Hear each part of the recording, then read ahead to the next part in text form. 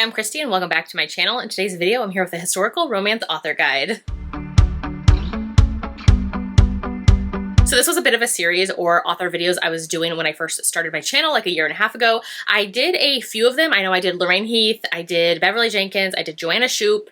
Possibly that was it for historical romance authors, so I am excited to get into more of them because I have definitely read my fair share of historical romances. I was looking at my Goodreads the other day, and since 2020, I have read over 500 historical romances, so definitely a lot, definitely more that I want to share. One of those authors is Elizabeth Hoyt, who is one of my favorite historical romance authors. I've actually read her entire backlist, and I am desperately waiting for her newest book, but it's supposed to come out in the fall of 2024. We have a cover, we have a release date. So fingers crossed that happens this year. So how I do these videos is I will add the authors that I've done before as well from the playlist. So basically I'm going to break down all the authors' books by series, let you know if different series connect, all of those things. I think with Elizabeth Hoyt, hers don't really connect. I know other authors like Lorraine Heath and even Beverly Jenkins, like a bunch of their series interconnect. So with those, I kind of told you who was related to who and which one's connected or which you should read first. With Elizabeth Hoyt, as far as I'm remembering, hers do not connect. So I am just going to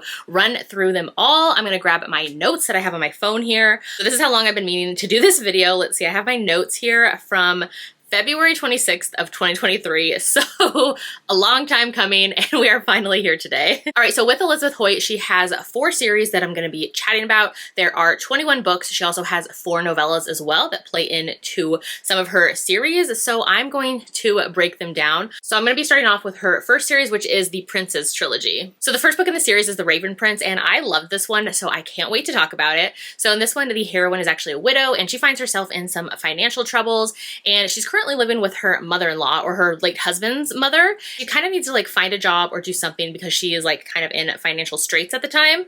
So then we meet the hero, and he is actually in need of a new secretary. He has recently scared off his latest 2 secretaries. He's kind of a very grumpy, broody hero. He's known for having a bad temper, a bad attitude. He also has smallpox scars on his face as well. So this one is a Beauty and the Beast retelling, which is one of my favorite like retellings of all time. So that's how the heroine ends up meeting the hero, and it kind of solves both of their problems. He needed a new secretary, and she needed a job and some money coming in. So they end up working together, and they have this like mutual attraction between both of them. So with the heroine, we find out that she's kind of tired of this box that society is kind of fitting her into or putting her into, how she has to be like this respectable widow and kind of the standards that she is supposed to live up to versus like what men can do and get away with and where they can go. So she is totally over that. So when she hears that the hero is actually going to a London brothel one night, she ends up sneaking and following him, puts on a mask, and ends up going into the brothel as well. They actually end up spending a night together. This one is just so good. I love to see where it went from there. This one has a lot of emotional angst and trauma that they've both been through. So while the hero comes off very grumpy and broody and stoic and all the things that I love in heroes, he also has this trait to him as well where he really wants a family to have for himself one day, feel like he belongs. He actually had a family in the past that he tragically lost. Like I mentioned, there is some emotional trauma in this as well. The heroine has like some lingering issues from her first marriage and her late husband and all of those things. So there is a lot for them to work through in this one, but I really loved it. Like I said, if you love Beauty and the Beast retellings, definitely pick up The Raven Prince. Second book in this series is The Leopard Prince, and this one is a class difference romance, which I really enjoy. Here, the heroine is a wealthy earl's daughter, and the hero is actually like the land steward who has worked for her estate for the past 6 months. The heroine in this one is independent and wealthy. She doesn't want a man, she doesn't want to get married,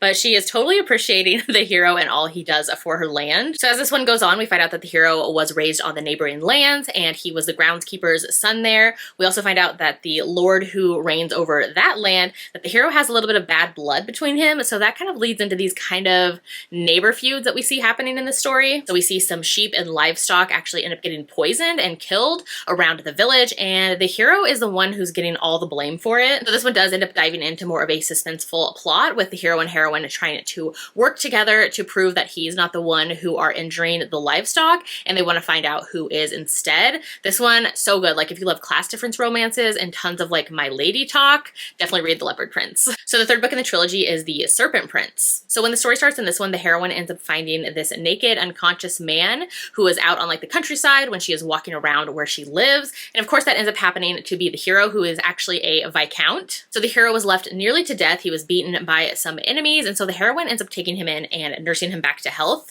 Once he gets better, he is hell-bent on seeking out revenge for those who beat him up, and so he wants to return to the city as soon as possible. If you love duels in historical romances, this one is full of so many. I think there were like 4 or 5 characters who were actually slain during the duels. So yeah, that is The Serpent Prince. So this series is a trilogy, but it also has a novella as well. So the novella is The Ice Princess. This one is super short and is to be read at the, I guess, end of the series, but it does connect to some characters that you meet in the first book. This novella actually follows the famous madam of the brothel that we saw the characters go to in book 1, The Raven Prince. So this one, the heroine, like I said, is the madam of the brothel, and the hero is definitely the opposite of her. He is this very puritanical, widowed Navy captain who has been coming to the brothel for the past 2 years, but not to seek out his own enjoyment. He's there always to collect his men and take them back on the ship. So the madam always loves when he shows up, and she always is like teasing him and taunting him. But one night when he is there, he finds out that the madam is in a bit of trouble and she finds her safety in danger, and so he steps in to kind of rescue and save her. Basically what happens is the new shareholder of the brothel, he ends up putting up a bet or kind of a wager for somebody to win 7 nights with the madam to do whatever they want with her, like against her will, like she wasn't willing to offer that up. So the hero ends up jumping in and taking it to save her from, you know, maybe some of the other men who aren't going to treat her very nicely. This one does move slow, even though it's set in this brothel. It's a novella. Like I liked in here how the heroine is used to always being the one to give the pleasure, and now she is the one receiving it, and that is like all new to her. They end up spending the whole week together, and they like slowly get to know one another, and the chemistry and the relationship just kind of builds from there. So yeah, this is a novella in the series, and definitely recommend if you haven't checked it out. All right, so next up is The Legend of the Four Soldiers, and so we're going to quickly get into this series. This has 4 books in it. As the title suggests, this series follows 4 books. We have 4 characters who have all been like through war. They've come back, and there's a lot of like PTSD in this one, so just know that going in. I will talk about like some of the content warnings as I talk through each book, but just know that before going into this series. So here are the 4 books in the series. They all have step backs as well, which I will show as we get to each book. So first up is To Taste Temptation. Here is the cover, and here is the stunning step back. I'm obsessed with Elizabeth Hoyt's step backs. So like I mentioned, the series does have a lot of trauma and PTSD. This one in particular is very heavy on the PTSD with the hero, so know that going in. This one, the hero is a soldier who is back from war, and like I mentioned, he has PTSD. He has very heavy flashbacks as well throughout the story. And this one, the hero grew up with a father as a trapper in the Pennsylvania frontier, so he was raised in America. Him and his father kind of lived out in the wilderness in this cabin. So he was a soldier, and then we end up seeing him in London, and he's kind of doing his own detective-ing, I'm making that a word, where he is kind of like sleuthing around and trying to find out who betrayed his regiment and got a lot of his soldiers killed. This is kind of the main focus of the story, where he is trying to track down all of his soldier friends who are still remaining. We find out that he fought in the war with the heroine's brother, and he's traveling with his own sister as well. And so when he's in London, he tries to get the heroine to help out his sister, like enter into society and all of that while they're there. The heroine of this one is widowed, and she's a bit unlikable as well. She is one of those characters who has her nose stuck up in the air, very much like London society lady who looks down on others. She thinks the hero is uncivilized because of the way that he was brought up and the way that he dresses. She's also a mom, and she's always like exasperated and super annoyed with her young son, which he does have a lot of really cute, sweet interactions with the hero, who is their neighbor. So I didn't really get that for her not being a fan of her son, but I liked his relationship with the hero instead. Heroine is engaged most of this book as well to her friend, who they kind of have this like we're only friends type of arrangement set up for when they get married one day. And the hero ends up getting involved because the guy that she's engaged to is one of his other soldier friends that he ends up coming in to see. This one has a very hot and cold relationship throughout the whole story with the hero and the heroine. The hero is also very pushy and kind of overpowering when they're in the bedroom together. I will note that in here there is a lot of like her words are saying no, but her body is saying yes type of setup. Not my favorite in the series, but alas, that is this one. All right, so the second book in the series is To Seduce a Sinner. Here is the cover, and here is is the gorgeous step back of this one. I love the yellow in here, or the kind of golden color. So the story starts off with this one with the hero actually being jilted by his fiance, and he needs a bride quickly. Like, he's just desperate to get a wife and produce an heir. The heroine ends up overhearing it, and she offers herself up as like a marriage of convenience situation. And the only catch with her is she never wants to let on with him that she's actually been secretly in love with him for years. So this one has heroine pining first. Heroine's pining first isn't always my favorite thing to read about, but that is what is in this book. There is a lot of kind of drawn out pining between them. I was just ready for them to admit their feelings and move on. Instead of her confessing that she loves him for all these years, she waits until the very end when he tells her first. So that is To Seduce a Sinner. So my favorite book in the entire series is To Beguile a Beast. So this is a Beauty and the Beast retelling. Here is the cover. And then here is the gorgeous, gorgeous step back for this one. So this was one of my favorite reads of, I think, like 2020, when I first read all of Elizabeth Hoyt's books. And I would always get this question asked a lot whenever I talk about this book or share it. So this one, top tier in the series. And a lot of people always ask, do you have to read the series in order? Like, this is book 3. Totally, you can read this book as a standalone. The whole series is kind of standalones, besides the fact that some of them were like soldiers or had fought together in wars in the past, but they're all kind of like little insulary romances where you're not seeing a lot of the other characters like mingle throughout the books. So definitely could read this one as a standalone, and I recommend you do as well. So this one, the heroine is in her 30s. She's a mother to 2 young children. We find out that she was a duke's mistress, and she's always just been kind of admired for her beauty. And the duke definitely just like kept her as his mistress for all of these years. So when the story kicks off in this one, the heroine is kind of tired of the fact that she has spent half of her year with this man who only appreciates her body and doesn't give any attention to their children. So she's like, you know what? Like, I'm about to leave this guy. She thinks she can just kind of like get away quickly, but when she realizes that the duke who she's the mistress of, like, he treats her and sees her as a possession, and he doesn't want to lose her or let her and their children go, she and her children end up fleeing in the night to Scotland. So like I said, this one is a Beauty and the Beast retelling. So she ends up arriving at the hero's castle in the middle of the night. It's like pouring rain, it's dark, it's in Scotland. He lives in this very like broody castle. So he ends up coming to the door, and he is this very scarred, reclusive hero who he has kind of holed himself up in his castle, keeps to himself. He actually lost his eye and his fingers when he was in war. So he also has a badly scarred face, and he's kind of just come to terms with the fact that he's going to live this like very lonely life. He's given up on anybody wanting to like be around him. So she ends up prevailing on him to kind of let her stay, let her and her kids stay there. She's like, I can be the new housekeeper, all of these things. So at first he says no to her, but he ends up letting her in. And we see how he quickly falls in love with not only her, but her children as well, which was so stinking sweet, especially since their own father, like the duke that the heroine was the mistress for, like never paid attention to them. I love seeing him interact with her children. Their bond was so, so sweet. The heroine and him also have this really great banter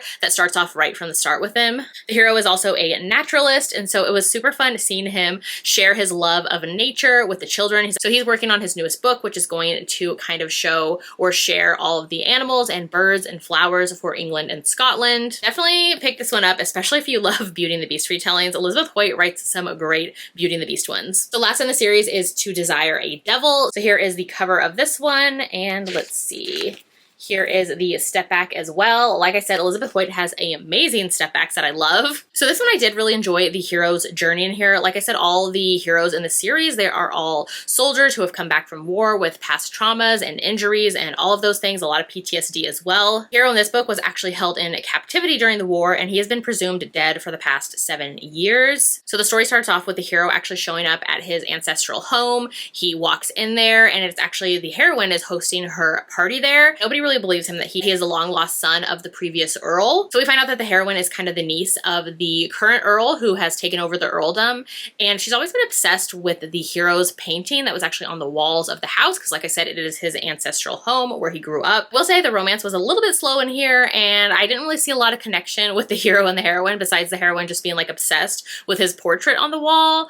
So yeah, not my favorite. Like I said, if you're gonna pick up this series, I definitely recommend picking up To Beguile a Beast, which is easily my favorite in the Legends of the Four Soldiers. Next up is the Grey Court series, which this series currently has 2 books, and this is the series that is the recently written one. So there is supposed to be book 3, which is supposed to be published, I think, at the end of September. I think it has like a September 21st release date for 2024. So fingers crossed that is going to happen. So here are the 2 books in the Grey Court series, and we will quickly get into them. So the first book in the series is Not the Duke's Darling. This series sadly does not have step backs. Wish they did. They kind of have the same setup as all of Elizabeth Hoyt's books do, with kind of this like faux step back thing, but the series never got step backs, sadly. So this one has a very kind of unique setup where personally it wasn't my favorite. Like, I loved book 2 in the series, and you can definitely skip around because the series, again, they're kind of like interconnected, but you don't need to read the first book to get to the second book in the series. Before I get carried away, let's talk about this book. So this is Not the Duke's Darling. This is book 1 in the Grey Court series. So this one's super interesting. We're following this wise woman. There is kind of this like Scottish witch hunt happening. We also actually get the POV of the heroine of book 2 in this one, which was very interesting. So in this one, the hero actually has PTSD, and I did really like in here how he has this like emotional support service animal with his dog. I thought that was super unique to see kind of in historical romances. So yeah, not my favorite, but let's get into my favorite in the series. The second book in the Grey Court series is When a Rogue Meets His Match. Here is the cover for this one. So this one we see that the hero has spent his entire life clawing himself out of the gutters of St. Giles, where he was born and raised. And for the past 10 years, he has been working as this Duke's fixer. Basically, it means he performs the most dangerous and disreputable tasks that the Duke ends up tasking him with without any questions. So we see he's been doing that for the past 10 years, but he's also been saving up money that he earned, and he's ready to kind of get his freedom and get out from under the Duke's thumb. So he kind of tells the Duke that he has just about enough funds to end up quitting and not working for him anymore. So the Duke is like, okay, I have one last task I really need you to do, and if you do that, I'm going to give you your heart's desire, which is my niece. So basically, the Duke knows that the hero has been into his niece for years, and so he's like, if you do this one last task for me, she's yours. Like, you can have her hand in marriage. The hero was super close to getting away, but he's like, ooh, like the woman of my dreams, like I can't pass this up to like win her heart. So he ends up staying. This one, if you love a hero pining first, read this book, because the pining in this one from the hero was immaculate, spectacular, amazing, all of the things. This is one of my favorite books from Elizabeth Hoyt. I really appreciated here how the hero kind of opens the heroine's eyes up to see how other people are living and struggling through life. He definitely ends up showing her how she can use her privilege that she has for good and to help others. So the hero is also one who doesn't understand emotions in himself and seeing them from others as well. But he is a super caring hero in the way that he acts towards the heroine. Definitely like all the acts of service is the way that he shows his love. I love seeing here how he will do literally anything to please her. He ends up buying her a puppy because he thinks that ladies of society, like they all have these little lap dogs and dogs, so he ends up getting one for her. He ends up buying her tickets for the local theater, so he gets them like some box seats, even though he doesn't really understand, like he's never been to the theater, he doesn't understand there's a dress code, like he is willing to do whatever it takes to win her heart. He also knows that she likes books, and so he wants to furnish and build this library for her, even though he doesn't even know how to read himself. Like, ugh, just all the swoon from this hero, from this book. I love it so much. If you haven't read this one, pick it up, please. All right, and then I'm looking up quickly the third book in the series. So like I said, we do have like a cover now, so I will add it here. It's called No Ordinary Duchess. Love the cover with that teal kind of dress on there. This one has a published date for September 10th of 2024. So like I said, fingers crossed, we're getting it and it's happening this year. We do have a blurb as well. So this one, let's see what it says. So this one, the hero is Julian Greycourt, which we have met him in the previous books in the series. He's a new duke, and he is called the Duke of Ice because of his complete Arctic control. One glance from the Duke's icy blue eyes has been known to make men faint. All the drama already. It says that the hero is always correct, dispassionate, and completely ruthless. There are also rumors about him, about the scandalous demands he makes of his paramours in the bedroom. Like, what is happening here? So it says the heroine is Lady Elspeth, and she is the thoughtful and shy youngest sister of another duke. The hero and her brother are actually like feuding and have this like warfare between them. So it says that she is determined to end the warfare between her brother and the hero. So the hero actually ends up suggesting an arranged marriage between him and her to kind of end the feud with her brother. Her brother says no immediately, but the heroine is like, you know what, if this is going to help my family, she ends up sneaking off secretly to him and offering herself up as his bride. Oh my god, I need this book immediately, so please, please, please come out in September. All right, so next up, and I saved these babies for last, is the Maiden Lane series by Elizabeth Hoyt. This series has 12 full-length books as well as some novellas as well, which we are going to talk about all of them. The Maiden Lane series is one of my absolute favorite historical romance series. I definitely recommend this one, especially if you love more dark and gritty historical romances. This series deals a lot with mystery and murder and villainous characters set against this kind of like St. Giles district of Georgian time set London. So like I mentioned, the series is set in Georgian time, which is the 1700s. So like I mentioned, there are 12 books in this series, and actually each trilogy within the series makes up its own kind of storyline and story arc. So know that going in, this series is definitely best read in order because you're going to build upon these characters that you meet. This is one where I recommend you don't skip around. I mean, you could, you'll still love them. Like, the books are amazing, but it's going to mean so much more if you read the series in order. So first up is Wicked Intentions. Here is the cover for this one. The series has the most stunning 2-page step backs. You will see them featured all the time during Step Back Saturday on Instagram. So in this one, we follow the heroine Temperance, and she is a widowed heroine. She also kind of runs this orphans or like foundlings children's home with her siblings in London. At the beginning of the story, she's finding herself kind of at her wit's end. Like, she's sick and tired of having to be the one to take care of all the others, kind of put this energy out there all the time, and nobody's like looking after or caring for her. She just kind of needs a break. She's also currently really stressed out about the home possibly closing because they've run out of money. So one night she ends up running into the hero, who is a lord, and he has this kind of proposition for her where basically he's like, okay, I can help you find like a wealthy patron to support the house if you can help me with your knowledge of St. Giles, because he's trying to find the murderer of his mistress. So like I said, she's desperate for funds to keep the house open for these children who need a place to stay. So she's like desperate for the money and the possible like patronage that he can help her out with. So she ends up helping him, and along the way she ends up learning more about the hero, and she finds out that he's kind of infamous around town because he has these like wild, sensuous appetite. This book definitely gets very hot and steamy, involving some carriage romps, voyeurism. There is some tying up scenes as well. I will say I often hear people have issues with this book in the series. I enjoyed it for what it is. It's a great intro to the series, if that makes sense. So you're going to learn about the area and the characters is what it's really introducing you to. So maybe while the romance wasn't my favorite, like, I like this introduction, and I definitely wouldn't recommend stopping after this one because they only get better. All right, so book 2 is Notorious Pleasures. So here is the cover for this one, and here is the stunning 2-page step back. So good. So in this one, we follow the heroine, and her name is Hero. These siblings definitely have some interesting names if you can't tell so far. So she ends up first meeting Griffin when he's kind of mid-romp in one of the rooms at her estate when she is getting ready to announce her engagement to somebody. So they both very much ruffle each other's feathers at first. He thinks she's too prim and too proper and too perfect. And in her eyes, she sees him as this very like scandalous rake. So shortly after the engagement is announced, Hero ends up meeting her new brother-in-law to be, which is of course Griffin, the hero of the story. So Hero is actually the patronage of an orphanage that is being built, and so while she has to travel to St. Giles to kind of check on the progress of the orphanage, Griffin ends up escorting her. So along the way, they end up starting to get to know one another. So she's kind of both put off by him, but also intrigued by him.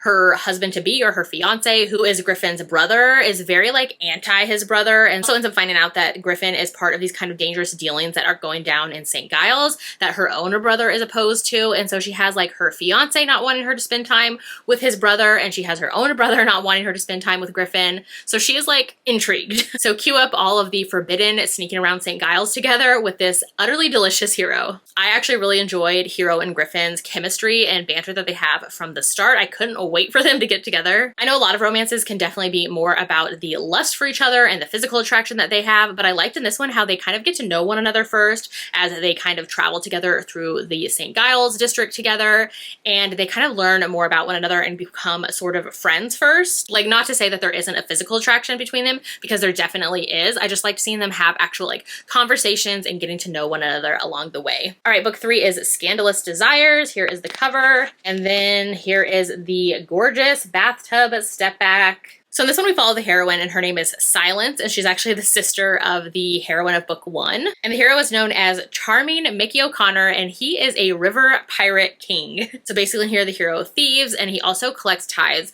from all of the merchant ships that end up docking in London. Like I mentioned about reading the books in order in this series, this one in particular, because you won't really know the background of the hero and the heroine that we kind of get in the previous books. So definitely recommend that for this one especially. So like I mentioned, Silence, the heroine, she's from the family that kind of owns and runs that orphanage in St. Giles. So the beginning of the story ends up finding Silence and kind of put in this difficult situation where she has to come to the hero Mickey's doorstep and has to end up making this deal with him to live with him. I loved the setup of this one and how they're from definitely opposite sides of the world. I love seeing the heroine have to kind of live with him. He is just this like ruthless river pirate who has kind of clawed his way up into now running the St. Giles criminal underworld. The hero is definitely this like very master manipulator. He sees everybody as pawns and wants to see how he can best use them and what they can best give him. So I like seeing the softer side of this kind of rough around the edges hero when he's around the heroine. Of course, since he is involved in like this underworld, he has a lot of enemies as well. And so for a bit, it gets kind of suspenseful with the heroine actually being put in danger because of her connection with him. So that is involved as well. I loved seeing Mickey fall for silence, and I loved how they just both perfectly complemented and fit with one another.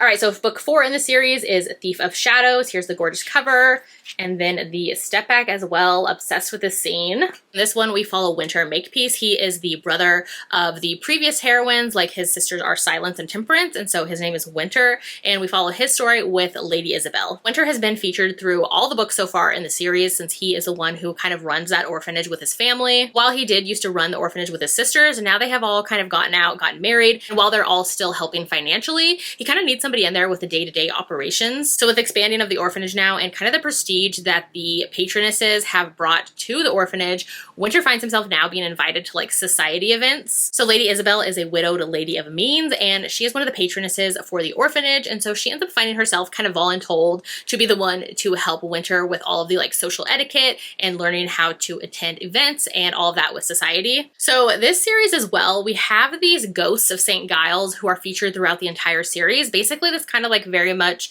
Batman vigilante who is somebody else by day but then takes care of things that are happening on the streets of St. Giles at night. So it is in the synopsis and the blurb on the back of this book, but Winter is a ghost of St. Gile. So basically during the day he takes care of the orphanage and the children and is always one to help out those in need of help, but by night he's a vigilante and kind of takes on these bad guys amongst St. Giles. Beneath the mask, Winter is the sweetest hero. He's actually a virgin hero as well, which was so fun to see. He is kind of willing and ready to do whatever lessons Lady Isabel is willing to impart on him. So like, hello Steam, this one is full of it. This one we have a little bit of a secret identity plot as well, because at one point in the story, Lady Isabel finds the ghost of St. Giles on the streets and actually ends up kind of caretaking and nursing him back to health, not realizing that that is Winter beneath the mask. I loved the banter that these two have together. The chemistry is amazing. They're both headstrong where they're not willing to kind of bend to other people's wills. It was just so good. Definitely recommend. Book 5 is Lord of Darkness. Here is the gorgeous cover and this beautiful step back as well. This one I especially loved. It's a marriage and trouble romance. So in this one we have the heroine, Lady Margaret, and she has pretty much vowed to kill the ghost of St. Giles because he murdered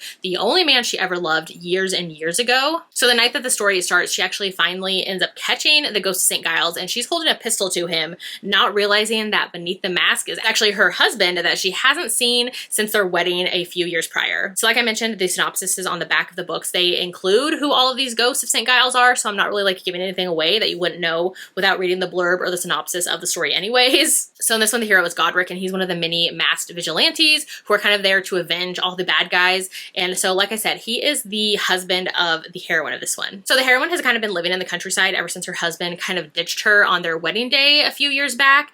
And so now she finds herself coming to the city. She's desperately in want of a baby, someone to love and care for. So she's hoping she can find her husband, seduce him into giving her the one thing she wants in the world, as well as kind of avenging her first love from the past. We end up finding out that they were kind of in this arranged marriage that was forced upon them by her brother because of a situation that she found herself in, and they have both actually lost loves in their life as well. So in the past, Godric also lost his wife after she was sick for many, many years, and she ended up passing away, and so he never wanted to put himself out there again emotionally or connect to anybody or remarry. So we see Margaret kind of putting herself in his home in the city and making it impossible for him to not see her, not spend time with her, not be around her. This book was just perfection for me. I love the way that this whole series blends romance with the mystery and danger. So yeah, that is Lord of Darkness. Next up is book 6, which is Duke of Midnight, one of my other favorites of the series. So here is this gorgeous green and gold cover. We have this beautiful step back moment as well, one of my favorite step backs of all time. So in this one we follow the hero Maximus. He is a duke with a very broody and dark past. This one is one that particularly gives Batman vibes. I see that referred to this one a lot. So in this one, the hero, when he was just 14, 13, he actually witnessed his parents getting murdered in an alleyway in St. Giles. So by day, he ends up ruling Parliament, but by night, he gets disguised as the ghost of St. Giles and is out there still searching for the murderer of his parents. So it's during one of these hunts that he's on that he first meets the heroine Artemis. Artemis is an amazing heroine. I love how she's strong and fiery, and she's not afraid to just be herself. By day, she's actually a lady's companion to her cousin, but by night, she's actually a bit of a huntress herself. So one of her nights while she is out hunting, she ends up running into the ghost of St. Giles, or she sees him and she's instantly intrigued by him, thinking that she's found her kindred spirit. So she's even more intrigued when she realizes that the Duke's identity is the ghost of St. Giles, and so she ends up actually blackmailing him into helping her free her twin brother from imprisonment. And so it kind of goes from there. I just loved these two together and the kind of forces that they both are. So yeah, definitely a great one. So book 7 is Darling Beast. Here's the cover for this one, and here is the step back. We have a hero bathing right here. So in here we follow the hero Apollo, and he's actually the twin brother of Artemis, the heroine of the previous book. And so in here we see Apollo. He has been locked up in Bedlam for the past 4 years. He was falsely accused of a murder, and he was actually beaten near death while in prison, and now he is mute because of that. So now he's out of prison thanks to his sister and the actions of the previous book. So now he's found refuge in the ruins of a pleasure garden where he actually works as a simple gardener. One day he ends up meeting his new neighbors, which is actually the heroine. She's an actress, and her young son. First, her son is actually the one who spots him in the gardens and keeps referring to him as this monster. Obviously, he realizes that it is Apollo instead. And so once Apollo and Lily, the heroine, meet, they end up forming this connection and really start to be wrapped up in one another's lives. I loved how sweet Apollo is with her son. Him and his little dog actually follow Apollo around through the gardens often and kind of help him out, and he has to rescue them a few times as well. Lily is an actress and a struggling playwright who has been selling her work under her brother's name to get the recognition. I loved how both of them have just like complicated past and secrets from their past, and they just really form this relationship together. Book 8 is Dearest Rogue. Here's the cover of this one and the beautiful step back right here. This one is a bodyguard romance between Lady Phoebe and James Trevelyan, who ends up becoming her bodyguard. So Phoebe's the youngest sister of a duke, who is actually the hero of book 6, Maximus. She is his youngest sister. And so her brother, the duke, is super overprotective of Phoebe. Phoebe's actually blind, and so her brother wants her to have a bodyguard, an armed bodyguard with her at all times. And then it turns out that one is actually needed for her because there is like an attempted kidnapping with her. So from there is how James comes into her life. I loved Phoebe. She's such a sweet, incredibly strong character. Like, we have seen her throughout the series because she does feature in her brother's book as well. She's also a character who doesn't want to be coddled her entire life and is kind of over her brother being super overprotective of her. She wants freedom and adventure and ends up getting a taste of that adventure when she ends up escaping from some kidnappers. So the hero, he's determined to keep her safe no matter what it takes, and so he ends up even like taking her away to this little like forced proximity situation they have. I love the forced proximity and the tension between these two. We have a sharing of a bed moment as well. I just thought these two were so sweet together, and I loved seeing them get their HEA. So book 9 is Sweetest Scoundrel. Here is the cover for this one. And then here is the gorgeous step back. I love that this one is yellow. It's so pretty. I love seeing the very like prim and proper heroine fall for the bold hero. His family is the Makepeace family, which we met in the first book in the series, which is who owns that kind of orphanage that features throughout the entire series. So in here, the hero is the owner of the pleasure gardens, and then Eve actually is kind of getting involved with the business side of things because her brother has an investment in the pleasure gardens as well. And so she's now in charge of kind of controlling the purse strings. So at first, the hero doesn't want anything to do with her. Like, he can't believe that she's going to be involved and like become like very penny pinching over his business. But I loved seeing how she kind of takes charge of it. She ends up helping out the women who work there. We also get the setup for the next book in the series. And like I mentioned, that these are all kind of trilogies within it. There's like 4 trilogies within the series. So the next 3 books definitely kind of pick up from where this one leaves off. So book 9 is Duke of Sin. Here's the cover for this one. And here is the step back as well. Love the pink on this one. So this book is very much where the hero is a villain. So just know that going in. So in here, Valentine, the hero, is just very full of himself, overly confident, very vain, very much a jerk, very much a villain of the story. The hero in this one is the brother of the heroine of the previous book. So they definitely have a very traumatic past, which you learn about in both of the books. As I was mentioning, this series does get darker as it goes on. So just know that going in, and maybe check content warnings if you need them, especially for the last 3 in the series. The hero in here is a duke, and I love the heroine in here where she is the housekeeper for the duke. Not gonna lie though, this one wasn't my favorite in the series. It's probably my least favorite. I just didn't understand what the heroine saw in the hero. But maybe if you're a super fan of like villainous kind of jerky heroes, this one might work for you. All right, so then we have a novella, which I'm gonna put up the cover here. So this is Once Upon a Moonlit Night, and this is technically book 10.5. So you could read it if you're caught up with the first 10 books in the series. So this one we start off with seeing the heroine kind of running for her life, where she was attempted to be kidnapped in the previous book from a scene from in there. And so we catch up with her here in this novella. So while she's on the run and she's literally being hunted by dogs, she ends up seeing this like carriage that's going by and kind of waves them down to get their attention. So she ends up meeting the hero in there, and he, while handsome, is super grumpy, and he doesn't believe her story at all, that she's like this wealthy heiress and she's been kidnapped. He thinks with her name and the way she's dressed that she has to be this like actress. But the more he's around her, the more he starts to become entranced by her, regardless of if he believes her story or not. So in this we have a Grumpy Sunshine pairing where the hero is this grumpy earl and the heroine is this very sunshiny wealthy heiress. The hero in this one has an adorably mischievous pet mongoose, which was such a fun addition to the story. So in here we get a little bit of backstory with the heroine's heritage as well. So her father was British, and he actually ended up marrying her mother in India where he met her. So it's kind of nice to see the heroine kind of embrace her mother's Indian heritage and all of that. I just really enjoyed in here how the hero was willing to give up everything to have her, like regardless of who she is, where she was from, if he believed her story, like he just wanted her. All right, so next up is another novella in the series. So this is technically 10.7, and this one's called Once Upon a Christmas Eve. So in here we follow the heroine Sarah, and she's actually the half-sister of Godric, who was the hero of book 5, which was Lord of Darkness. So we get to see him and his wife and his other sisters kind of make appearances in this one as well. The hero in this one, his name's Adam, and he absolutely loathes Christmas, but he loves his grandmother a ton, and so he's willing to kind of come around her for the holidays and come celebrate with her. So the hero is actually in a carriage with his grandmother spending the holidays together, and their wheel ends up breaking down during a snowstorm. So they actually have to take refuge at a holiday house party that's happening, and that's where the heroine happens to be. So they get off to a bit of a rough start because the heroine cannot stand rakes, and that's definitely how the hero is. Then we get a lot of like super fun wintry shenanigans in this one. I really enjoyed seeing these two kind of come together. The only issue with this one for me is I wish it was a little longer. All right, so next up we're back to book 11. So this is Duke of Pleasure, and here is the cover.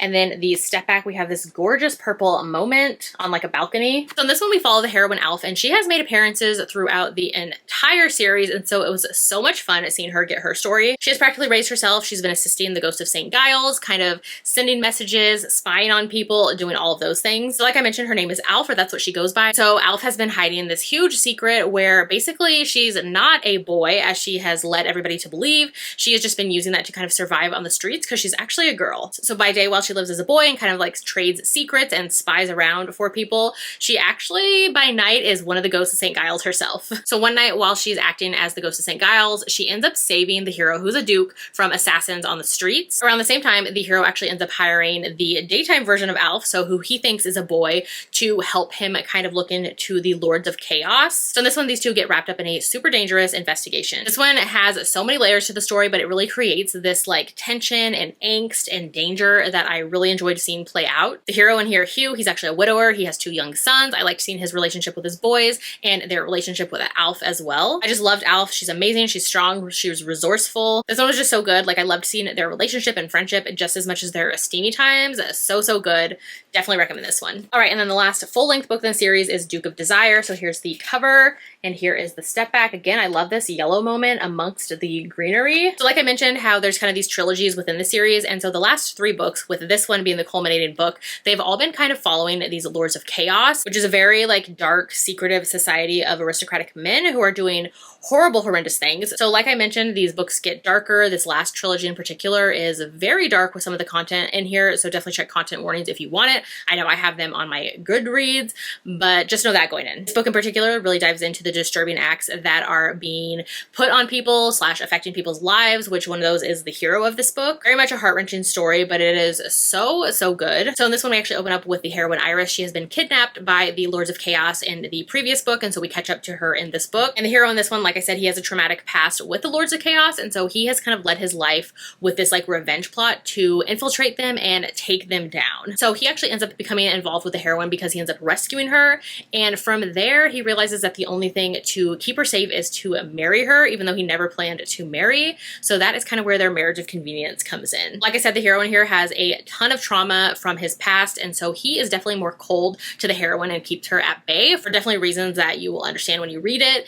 And I really liked in here how she's just like this ray of sunshine in his life and kind of brings him out of the darkness. This one is definitely a slower burn because of like obvious reasons with the hero's past, and I just loved seeing their connection and their emotional connection as well. Definitely a great one, but like I said, check content warnings for sure. So then there is also another novella at the end of the series. So this one's called Once Upon a Maiden Lane, and this is technically book 12.5, so you'll read it at the end of the series. This one we follow the heroine, and her name's Mary. She's actually one of the children who was raised at the foundling home / the orphanage that we saw featured throughout the entire series. And Mary has been living her life with the couple of the very first book, so it was fun seeing them featured in it as well. So one day while Mary's at a bookstore, she ends up seeing this like very handsome aristocrat paying a little bit too much much attention to her. So he ends up getting super flirty with her and mistakes her for his fiance. So that kind of brings into question who Mary really is, who her parents are, her past, all of those things. So it goes from there with Mary kind of wondering if she is the long lost relative of this aristocratic family. And if so, it means that she's actually been betrothed to somebody since birth. And so it kind of picks up from there. This one has very much like a Cinderella-esque storyline. I loved how sweet the relationship is in here. Like I said, Mary has been involved in many of the characters' lives throughout the entire series. So it was so fun seeing them kind of featured throughout this, as well as seeing Mary's own story as well. Like all of those kind of moments of all of the characters being super connected to one another, that's actually what I was missing from the last book in the series. So I'm definitely glad we got it in this novella with the epilogue. It's just such a sweet